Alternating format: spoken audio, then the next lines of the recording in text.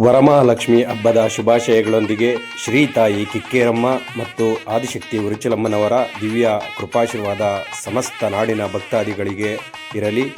ಸರ್ವರ ಮನೆಯಲ್ಲಿ ಇಂದು ಶ್ರೀ ತಾಯಿ ಲಕ್ಷ್ಮೀದೇವಿ ಕಿಕ್ಕೇರಮ್ಮ ಹಾಗೂ ಮಹಾಲಕ್ಷ್ಮಿ ಆದಿಶಕ್ತಿ ಉರುಚಲಮ್ಮನವರು ಪ್ರತಿಷ್ಠಾಪನೆಗೊಂಡು ಪ್ರತಿಯೊಬ್ಬರ ಮನೆಗಳನ್ನು ಬೆಳಗಲಿ ಅಂತ ಈ ದಿನ ಪ್ರಾರ್ಥನೆ ಮಾಡುತ್ತಾ, ಸರ್ವ ಜನ ಸುಖಿನೋ ಭವಂತು, ಸಕಲ ಲೋಕ ಕಲ್ಯಾಣೋ ಸುಖಿನೋ ಭವಂತು. ವರಮಹಾಲಕ್ಷ್ಮಿ ಹಬ್ಬದ ಶುಭಾಶಯಗಳು.